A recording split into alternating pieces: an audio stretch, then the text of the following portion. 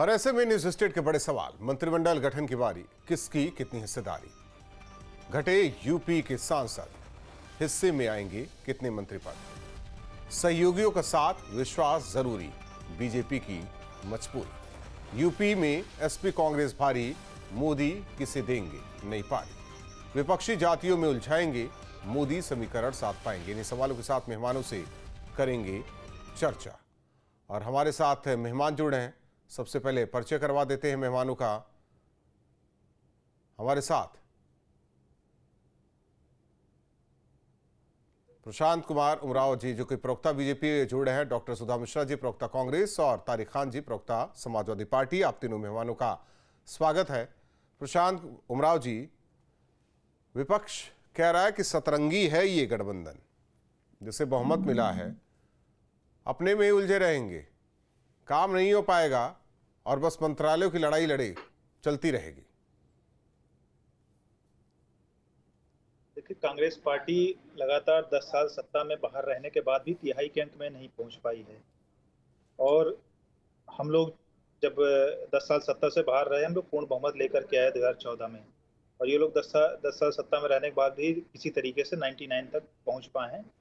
और इनको अपने हार की कोई इनको खींच नहीं है। दूसरों पे पहले उंगली उठाने से पहले, दूसरे के बारे में सोचने से पहले अपना इंट्रोस्पेक्शन करना चाहिए। कांग्रेस पिछले 3 चुनाव में जितनी सीटें पाई है 14, 19 और 24 में, उससे अधिक सीटें फिलहाल अभी हमारी हैं। 1991 में भी कांग्रेस पार्टी की सरकार थी, तब भी इनके मैक्सिमम 232 थी। मनमोहन सिंह जी के समय में दोनों बार ये लोग एक बार ही खाली 206 का आंकड़ा पार कर पाए हैं। और कई सारे राज्यों में कांग्रेस जीरो पर आउट हो गई है। कुछ राज्यों में मुश्किल से 1 सीट पा पाई है। 14 राज्यों में कांग्रेस का प्रदर्शन जो बिल्कुल सफाया की तरह हो गया है। तो अपना आज भी राहुल गांधी को भी जिम्मेदारी लेनी चाहिए थी कांग्रेस पार्टी संसदीय दल की, वो भी उन्होंने जिम्मेदारी लेने से मना कर दिया है। हमारा एनडीए गठबंधन दल मजबूत है। हम 14 में भी एनडीए के साथ हमने सरकार बनाई थी, 19 में भी एनडीए के साथ सरकार बनाई थी, और 24 में एनडीए के साथ जनता के बीच में गए थे और एनडीए को जनता ने जनमत दिया, बहुमत दिया है। 293 सीट अभी हमारे पास जनता ने दी है। 10 लोग और अभी हमारे साथ निर्दलीय और कुछ छोटे दल मिले हैं, और हमारा जो ग्रुप है वो धीरे धीरे बढ़ता जाएगा। और भी लोग अभी निर्दलीय कुछ सांसद हैं, डॉक्टर सुधा पार्टियों के लोग हैं हमारे साथ। जिम्मेदारियों से बीजेपी नहीं, एनडीए नहीं, कांग्रेस भागती है, विपक्षी दल भागते हैं। अब बताइए, मोदी की 400 पार की सरकार बनने वाली थी, मोदी की गारंटी थी, और मोदी जी इस बात को मान ही नहीं रहे हैं, है ना। इसकी भी जवाबदेही तय नहीं कर रहे हैं और सीधे ये कह रहे हैं कि एनडीए की सरकार थी, एनडीए की सरकार बन रही है। तो भाई, अब कौन जवाबदेही नहीं ले रहा है, कौन झूठ बोल रहा है, कौन जुमलों से सरकार चलाता आया है और फिर जुमलों की बात कर रहा है, ये तो आप भी कुछ समझ रहे होंगे, बताने की जरूरत नहीं है। हम हमेशा ये कहते हैं कि हम हारे हम जीते उसकी बात नहीं है। सरकार में जो 400 पार का नारा लगा रहे थे, वो पासिंग मार्क भी नहीं पाए, जो आंकड़ा छूना था छू भी नहीं पाए, और जिसके चेहरे पे लड़ रहे थे उस चेहरे से उनको वो जनादेश भी नहीं मिला। उसके बाद भी इनको अपनी जीत की खुशियां हैं, तो मनाइए, बहुत अच्छा है। आत्ममंथन आपको करने की जरूरत है कि आपकी किस झूठ पे, किस जुमले पे जनता आपको नहीं बख्श रही है। यूपी के नाम पे जिस तरह से धर्म की राजनीति करते हुए ये लोग आगे बढ़ रहे थे, अयोध्या की जनता ने बता दिया कि राम राज्य लाना पड़ता है। राम राज्य कह के कोई चुनाव नहीं जीत सकता है। और जिस तरह से अयोध्या वासी हूं मैं, जिस तरह से इन लोगों ने उस जमीन पे सियासत करके अपनी सरकार बनाई थी, उस जमीन की सियासत करके फिर सरकार बनाना चाह रहे थे, उस जमीन के लोगों को जिस तरह ये लोग पिछले 4-5 दिनों से जितना ज्यादा निंदा कर सकते हैं कर रहे हैं, ये भी, इससे बड़ी कोई निंदा हो भी नहीं सकती है राम मर्यादा पुरुषोत्तम के लिए। ये लोग जिस तरह की नरगल बयानबाजी कर रहे हैं, ये नहीं सोच रहे हैं कि जनता ने इन्हें क्यों नकारा। सब जानते हैं कि जितने मंदिर तोड़े गए, जितने घर तोड़े गए, जितनी मजारें तोड़ी गई, मस्जिद तोड़ी गई, अनगिनत घर तोड़े गए, उसका दर्द लेके जनता जाती कहां, उस पे बात नहीं करेंगे। कांग्रेस हार रही है, कांग्रेस जीत रही है, राहुल गांधी क्या कर रहे हैं। अरे हमें पता है हम जितनी सीटें पाए हैं, आपको बताने की जरूरत नहीं है। ये प्रश्न आप पे उठता है कि 400 पार लाते लाते आपको आंकड़े भी नहीं छू पाए नहीं, तो खड़गे साहब भी तो कह रहे थे कि 295 से ज्यादा सीटें हम ला रहे हैं। अरे फिर वही बात किसने कहा था? खड़गे साहब ने। नहीं, तो हमने आगे बढ़ने की कोशिश की, हम आगे बढ़ रहे हैं। हमने तो ये नहीं कहा कि हमने पूरा आंकड़ा पार कर लिया, हम 400 की पार नहीं आ रहे थे, हमने पूरी कोशिश की ना। नहीं, तो एक आंकड़ा तो आप लोग भी दे रहे थे, वो भी नहीं पार कर पाए। अगर उन्होंने नहीं किया तो आपने भी नहीं किया। हम लोग लोग शुरू से गठबंधन की बात कर रहे थे, मोदी की गारंटी नहीं थी, खड़गे जी की गारंटी नहीं तो थी। 8,500 रुपए था ना, हर जगह महिलाएं तो पूछ रही 8,500 रुपए नहीं मिल रहा है उनको। कैसी आप भी एंकर हो, कैसी बात करते हैं? कहा गया था सरकार बनने के बाद, आप भी उन्हीं की बातें आज अब वो तो फॉर्म लेके वो महिलाएं जा रही, मैं क्या एंकर की क्या बात कर रहे हैं? महिलाएं तो पूछ रही है, उन्होंने वोट दिया और लगा कि राहुल गांधी देंगे। 15 लाख 10 लाख 10 साल में नहीं पाए, और हमने सरकार बनने पे क्या फायदे होंगे इसकी बात की, उसका आप प्रश्न उठा रहे हैं। मतलब गजब ही आप लोग करते हैं। कम से कम एंकर होने के नाते आपका सुधा मिश्रा जी, हिमाचल में मिल गया क्या? हिमाचल में जो आप लोगों ने कहा था वहां सरकार बन गई, मिल गया क्या? 1,500 रुपए, एक मिनट, 1,500 रुपए महिलाओं को हिमाचल में मिला क्या? वहां तो सरकार है ना आपकी। 1,500 रुपए विधानसभा चुनाव के दौरान वहां भी एक गारंटी थी राहुल गांधी की, प्रियंका की, सबकी, कांग्रेस की। वहां 1,500 रुपए मिले क्या महिलाओं को? वही बात करनी है जो उनको सूट करता है तो बता दिया करिए। नहीं तो आपकी 99 सीटें बेहतर है, लेकिन उनकी 240 सीटें बेकार है। गजब, बहुत बेहतर तुलनात्मक अध्ययन आप करती हैं तारिक खान साहब। ठीक है, हार और जीत, सरकार किसकी बन रही है? सरकार बन किसकी रही है सुधा जी? आप मुझसे पूछ रहे हैं? हाँ, आप ही से सवाल है, सरकार किसकी बन रही है? बिल्कुल गठबंधन की सरकार बन रही है, मोदी जी की सरकार नहीं बन रही है। मोदी जी को झुकना पड़ रहा है, 3 पांव इधर से उधर। प्रधानमंत्री कौन है? मंत्रालयों को कैसे देना पड़ेगा? प्रधानमंत्री कौन होगा? अच्छा, तीसरे टर्म में तो प्रधानमंत्री कौन होगा? बिल्कुल, आप भी यहीं पे, मैं भी यहीं पे हूँ। मंत्रालयों के लिए किससे कहां कितनी क्या बातें होंगी, कैसे झुकना पड़ेगा, जो व्यक्ति सिर्फ मैं मोदी अब वो नहीं कह रहे हैं, अब वो सबको साथ लेने। किसके सरकार के दौरान नोट लहराए गए थे? कभी तो ये संसदीय कार्य प्रणाली में हुआ नहीं था। छोड़ दीजिए, यूपीए 1 यूपीए 2 कैसे चला सब जानते हैं। तारिक खान साहब ऐसा है, देखिए, अच्छा, मैं बोलूं। हाँ, देखिए, ऐसा है, एक बात आप लोग नहीं समझना चाहते, जिसको समझने की कोशिश करिए। भारत में 2 तरीके की सरकार देखिए, एक पूर्ण बहुमत, एक उदाहरण कई है, जैसे इंदिरा गांधी, मोदी ने 10 साल चला। अब जब एक पार्टी के पास स्पष्ट बहुमत नहीं होता है तो कई बार सरकारें चली और कई बार नहीं चली। उदाहरण देना शुरू करता हूँ, मोरारजी देसाई की सरकार 2.5 साल में गिर गई, फिर चौधरी चरण सिंह की सरकार आई, गिर गई, वीपी सिंह की सरकार आई, गिर गई। मैं क्लियर करता चाहता हूँ दर्शकों को, उसके पीछे कौन था ये भी बताते चलिए आप। वीपी सिंह के पीछे बताते चलता हूँ। वीपी सिंह की सरकार भारतीय जनता पार्टी ने गिराई। मोरारजी देसाई की सरकार, इनकी पेरेंट पार्टी जनसंघ विलय किया, जनता पार्टी बनाई, गिरा दी। कुछ सरकारें कांग्रेस ने गिराई, कुछ सरकारें इन्होंने गिराई। सबकी जिम्मेदारी है, सबका मतलब कंट्रीब्यूशन। और आपने बाहर से कहा समर्थन दिया? अरे भाई, हमने जब दिया तब दिया बाहर से समर्थन। चंद्रबाबू नायडू ने भी तो बाहर से समर्थन दिया था इनको भाई। नीतीश अभी जब इनके कुछ दिन पहले साथ थे तब भी बाहर से समर्थन दिया था। अब बोलने दीजिए, बीच में नकाले, जनता को समझने दीजिए। तो वही तो मैं भी समझाना चाह रहा हूँ ना, जनता को समझने दीजिए, जनता को समझाइए। अब मैं चुप जाता हूँ, आप बोलिए। जब जनता ने इससे पहले 10 साल का मोदी को स्पष्ट बहुमत दिया तो किसी ने सवाल पूछा था सरकार गिर जाती है, गिर सकती है? हमने कभी सवाल उठाया था? आप जैसे एंकर डिस्कस कर रहे थे, नहीं, प्रचंड बहुमत है। जब नहीं आया, कल को चंद्रबाबू नायडू को जो चाहिए, इतिहास चिल्ला 4% मुसलमान को रिजर्वेशन देने जा रहा है वो, और तमाम 10 वादे किए मुसलमानों को देने को। आपकी आइडियोलॉजी और आरएसएस की आइडियोलॉजी उससे मैच नहीं करती है। हम संभावना जता रहे हैं, सरकार चल भी सकती है, नहीं भी चल सकती है। आप भगवान बने जा रहे हैं, आप कह रहे हैं नहीं, जरूर चलेगी, पक्का चलेगी। कैसे पता आपको? भविष्य जानते हैं क्या आप? नरेंद्र मोदी भविष्य जानते हैं, या तो आप भी वही है कि मैं इंसान नहीं भगवान हूं। मैं इंसानों की बात कर रहा हूं, इंसान है, एक्सेप्ट करिए। मैं 15 उदाहरण दे रहा हूं भारत के इतिहास का। हरदन गट्टा गौड़ा की सरकार गिरी कुछ दिन में, 11 महीने में। आईके गुजराल की सरकार गिरी 9 महीने में। किसने किसका समर्थन वापस लिया? ये इशू नहीं। जल्दी की सरकार गिरी सिंगल पार्टी मेजॉरिटी नहीं होती है, उसमें क्या है? तो भाई वही तो कह रहा हूं। अब इनके पास जब सिंगल मेजॉरिटी नहीं है और चंद्रबाबू नायडू और नीतीश चले गए, वो कह रहे हैं हमें यूसीसी नहीं पसंद है, कोई कह रहा है अग्निवीर हटाओ। हम सिर्फ संभावना जता रहे, हम क्या कह रहे हैं कि कल गिरी जा रही है। हो सकता है कल गिर जाए, दूसरे को बुलाया जाएगा, आओ भाई तुम सरकार चुनाव बनाओ, फिर मध्यवर्ती चुनाव दुनिया भर का होता है। लेकिन जब बहुमत नहीं है तो ये सब हो सकता है। जब हम कह रहे हैं हो सकता है, आप कह रहे हैं कतई नहीं होगा। मैं खुद कह रहा हूं हो भी सकता है, नहीं भी हो सकता है। इन दोनों संभावनाओं पर हाँ कहने के लिए भारतीय राजनीति चिल्ला चिल्ला कर गवाही देती है कि 77 के बाद जब एक पार्टी को बहुमत नहीं मिला तो कई बार सरकारें चली भी और नहीं भी चली।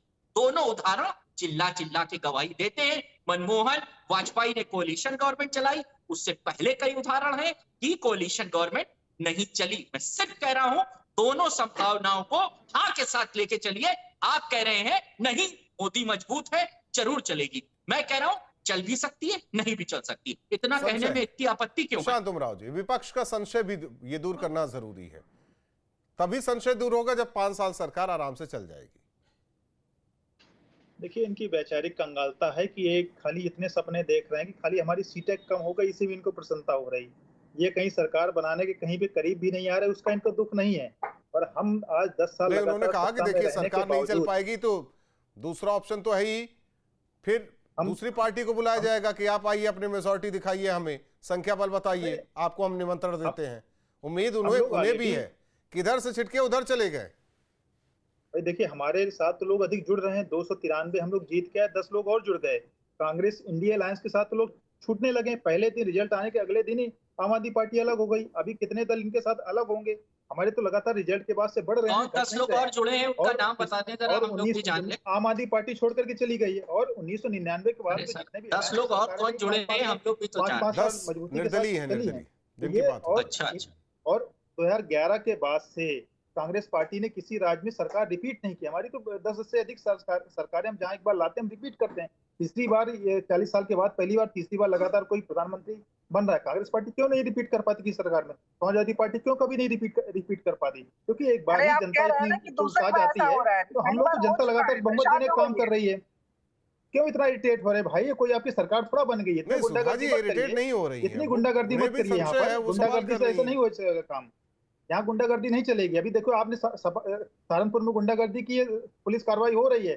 ऐसा मत सोचिए कि 36-37 सीटें आगे तो गुंडागर्दी आप करेंगे। अभी यहाँ पे योगी जी का डंडा चल रहा है, डंडा चलेगा, अभी गुंडागर्दी नहीं चल पाएगी। ये मत सोचिए जमाने चलेगा। उत्तर प्रदेश में योगी जी की सरकार है। अभी उत्तर प्रदेश में समाजवादी पार्टी की सरकार नहीं आई है। ये सारे गुंडों को ठीक कर दिया जाएगा। अभी 2 इनकाउंटर हो गए। ये अलग बात है, ये अलग बात है। एक छोटा सा सवाल है, देखिए 2 इनकाउंटर योगी जी कर दिए हैं। बीजेपी के पास अब पूर्ण बहुमत, हम 14 और 19 के बाद की बात कर रहे हैं। उमराव जी बेहतर चेहरे आए, जो एक मोदी मंत्रिमंडल में बेहतर चेहरे रहे। हालांकि इस बार तो मंत्री भी आ रहे हैं। सवाल इस बात को लेकर है कि 33 से कैसे हिसाब बैठेगा कि हाँ, उत्तर प्रदेश को प्रतिनिधित्व मिलेगा मोदी मंत्रिमंडल में। संख्या बल हो सकता है कम हो इस बार, लेकिन सीट कम तो चेहरे भी कम होंगे। बिल्कुल, जैसा जिस राज्यों में ऑब्वियसली जिस राज्य से अधिक जैसे सांसद होंगे उसी हिसाब से रिकमेंडेशन होगा। कोई ये सरकार उत्तर प्रदेश की थोड़ा बन रही, सरकार तो पूरे देश की बन रही है। हमारे सांसद तो सभी प्रदेशों से जीत करके आए, केरला से भी जीत के आए, आंध्र प्रदेश से जीत के आए, उड़ीसा में हमारे 21 में से 20 जीत करके आए, महाराष्ट्र से भी आए, कर्नाटक, सभी जगह से मंत्री बनेंगे। बंगाल से बनेंगे, नॉर्थ ईस्ट से बनेंगे, गुजरात से बनेंगे, राजस्थान से बनेंगे, मध्य प्रदेश से बनेंगे। उत्तर प्रदेश की सरकार थोड़ी है, तो सब जगह हम लोग जीत करके आएंगे। जैसी संख्या बल होगी उसमें विपक्ष को चिंता करने की आवश्यकता नहीं। लेकिन जिस प्रकार से अखिलेश यादव ने पहले दिन से पत्रकारों को धमकी देने की बात शुरू कर दी है, अखिलेश यादव ने कह दिया कि हम तुमको देख लेंगे, ठीक कर देंगे। सहारनपुर कैराना में इनके लोगों ने गुंडागर्दी करनी स्टार्ट कर दी है, महिलाओं के साथ छेड़खानी की, उस पर उत्तर प्रदेश का धंधा लगातार चल रहा है। लगातार कार्रवाई हो रही है। 2 अपराधियों को भी इनकाउंटर मार गिराया गया। एक मिनट, कूद करने लगे, गुंडागर्दी करने लगे। आपकी गुंडागर्दी ठीक कर दी जाएगी, बहुत उछलने की आवश्यकता नहीं है। उमराव जी अब देखिए, उछलने की बात कह रहे हैं। देखिए, लगभग 3 करोड़ लोग हमको वोट देते हैं, उन्होंने गुंडों को वोट दिया। ये जनादेश का अनादर। और कहिए हमको गुंडा, हम तैयार हैं सुनने के लिए। कहिए, बहुत अच्छी बात। जवाब जनता ने आपको दे दिया है और करारा जवाब दिया है। उन 10 लोगों के नाम बताइए जिन्होंने आपको समर्थन दिया है 294-92 के बाद। झूठ बोला इन्होंने। नहीं, बिल्कुल समर्थन दिया। कभी कई सारे निर्दलीय दल हमारे साथ आ रहे हैं, दमनदीव के निर्दलीय। कोई आपको बताने के लिए मैं ऑथराइज नहीं हूँ। अभी सब आपके सामने कल जो मंत्रिमंडल का शपथ ग्रहण होगा, हो जाएगा। 10 लोगों का नाम बनाने का, उसकी पेपर कटिंग। अरे कौन होते भाई? अखिलेश यादव के पत्रकारों गुंडागर्दी कर रहे हैं। अखिलेश यादव को पत्रकारों को गुंडागर्दी कर रहे हैं, धमकी दे रहे हैं कि लगातार उनको गुंडों से कोई सर्टिफिकेट की आवश्यकता नहीं है। गुंडों से सफाई लंटे, गुंडों को सर्टिफिकेट की आवश्यकता नहीं। आप जैसे गुंडों को बिल्कुल ठीक कर दिया जाएगा। गुंडाई जेब में रखो, ठीक क्या करोगे? इसीलिए 10 साल से बाहर हो, इसीलिए 10 साल से बाहर हो। सफाई गुंडों को इसलिए जनता के 10 साल से बाहर कर दिया गया है। अरे औकात किसको दिखा दिया है? अरे औरंगजेबी मानसिकता के व्यक्ति जिसने अपने बाप को नहीं छोड़ा, बाप को मंच पर धकिया दिया। मुलायम सिंह ने कहा कि मैंने सबसे बड़ी गलती की अखिलेश को मुख्यमंत्री बना करके। अपने बाप के नहीं हुए, अपने भाई के नहीं हुए, भाई के साथ धोखा दे दिया, पिता के साथ धोखा दे दिया। आप लोग क्या फितरत है? अरे औकात तो अब विधानसभा में मुलायम सिंह ने तुम्हारी दिखा औकात दी थी। दिखाएंगे। औकात तो मुलायम सिंह ने दिखा दी नहीं, अभी तुम्हारी चुनाव औकात होने दिखाएंगे। होना है, कुछ सीटों पर उपचुनाव होना बेटे को है, मुख्यमंत्री बना उसमें करके पता गलती चल कर दी। जाएगा कौन अपने कितने बेटे पानी बाप के में। नहीं हुए तो किस जनता के क्या हो गए? अभी उपचुनाव जो भी लोग होना अपने है। पिता के नहीं हुए, पिता को मंच से धकिया दिया। एक ऐसे लोग मिनट, की प्रशांत क्या प्रशांत उमराव जी, विश्वास प्रशांत करते हैं? उमराव जी, एक मिनट। ये बौखला गया है, ये पागल हो गया, इसको चुप कराइए। अरे तुम पागल हो गए हो, आतंकी कहेंगे, जिहादी। आतंकी जिहादी भाई देखिए। ये कौन तू है? पागल हो गया। साला, गुंडागर्दी कर रहा है। देखिए ये जो वक्तव्य है ये आप लोगों का, ये पार्टी का, इससे कोई सरोकार नहीं है, चल रहा है। कुछ लेना देना नहीं मजिस्ट्रेट का। डॉक्टर सुधा मिश्रा जी, डॉक्टर सुधा मिश्रा जी, मैं एक्सेप्ट कर रहा हूँ। सबसे पहले डॉक्टर सुधा इस मिश्रा चीज जी। की भाषा का जो प्रयोग मुझे कर रहे हैं, आपके चैनल इनको पे जरा भी आतंकी समझने जिहादी की बात बोला, कैसे करेंगे? मैं यही छोड़ के जा हाँ, कर लेना जाके। तारिक खान साहब, तारिक खान साहब, देखिए हॉट टॉक होती है, हॉट टॉक होती है, आप भी औकात की बात करने लगे। तुम कह रहे हो, तुम मुझे आतंकी जिहादी मान रहे हो? एंकर महोदय, मुझे आतंकी जिहादी कहना मैंने कहा ये उनका वक्तव्य है, वो समझे, इससे हमारे चैनल का क्या लेना देना। तारिक खान साहब, आपके चैनल का मैं आतंकी हूँ? मैं तारिक आतंकी खान हूँ? साहब, मैं जिहादी हूँ? तारिक खान साहब, ये तो बीजेपी प्रवक्ता कह रहे हैं। बीजेपी के प्रवक्ता को रोक नहीं सकते? एक बार बोला आपने कि गलत अभी बोल रहे हो। अभी मुझे तुम्हारे जिहादी विधायक को सजा आतंकी हुई कह रहे हो। है। गरीब की झोपड़ी जलाने में भी इरफान को सजा हुई है। तुम लोगों की गुंडागर्दी दिख रही है लगातार तुम्हारे द्वारा, जिहादी लोगों बोलोगे? को इसलिए सजा हो रही है, इसीलिए कोर्ट द्वारा सजा ठीक की है गई। डॉक्टर ये गुंडागर्दी यहाँ सुधा मत जी, दिखाना। डॉक्टर सुधा जी, देखिए बदतमीजी से बात करो, उम्मीद इस तरह करें जवाब कल मिलेगा। कि यूपी को प्रतिनिधित्व ज्यादा से ज्यादा यही मिलेगा। बोला था लोकसभा में तुमने, यही बोला था, यही सबसे पहले- बोला अरे था। इसीलिए औकात दिखा दी ना। तुम यही लोग बोला की था औकात दिख लोकसभा गई। ये सच में दिखाता है इनकी मानसिकता इस देश के नागरिकों के प्रति कैसी है। इस देश में सर्वधर्म समभाव की बात करने वाले लोग कल संविधान के सामने झुके हैं, लेकिन उनके प्रवक्ता बैठ के इस तरह से लोगों को जिहादी और आतंकी बोल रहे हैं। शर्म आनी चाहिए ऐसे लोगों को, जिनको लोगों की रिस्पेक्ट करनी ना आए। भगवान न करे इनकी सीटें भी यूपी से कम हुई हैं। ये कहते हैं ना राम राज्य तभी होगा जब ऐसे लोग अपनी क्षुद्र मानसिकता की वजह से जनता के द्वारा हराए जाएंगे। ये मानसिकता इनकी इतनी खराब है कि इन्हें लगता है कि जहां ये बैठे हैं वहीं अच्छे लोग बैठते हैं, बाकी सब इनको लिखते हैं कीड़े मकोड़े। ऐसे लोगों के साथ बात करना ही बेकार होता है। जहां तक आप प्रश्न कर रहे हैं कि प्रश्न क्या मिलेगा, उत्तर प्रदेश में जिस तरह से करारी हार हुई है और उस जगह से हुई है जहां के बल पे ये पूरे देश में इन्हें लगा था कि रामनवमी के अलावा किसी दिन भी भगवान के मंदिर का लोकार्पण कर दिया जाए और उसके बाद ये जीत जाएंगे बस उसी माध्यम से। वहां की जनता ने अपने आंसुओं से धो दिया। गलत कह रही हैं आप डॉक्टर सुधा मिश्रा जी, डॉक्टर सुधा मिश्रा जी, डॉक्टर सुधा मिश्रा जी, डॉक्टर सुधा मिश्रा जी, फैजाबाद लोकसभा सीट की बात कर रही है ना, तो अयोध्या वासियों को उसमें ना गिनिए। अयोध्या वासियों ने बीजेपी को दिया, बाकी रुदौली हो, बीकापुर हो, वहां की बात कीजिए, वहां की बात कीजिए ना, वहां की विधानसभा की बात कीजिए जहां आपके हो सकते हैं वोटर ज्यादा, लेकिन अयोध्या को इसमें ना घसीटिए ना। एक स्पेस, एक केंद्र को ना घसीटिए। अयोध्या और शहरवासियों ने जिन्हें वोट करना था कर दिया।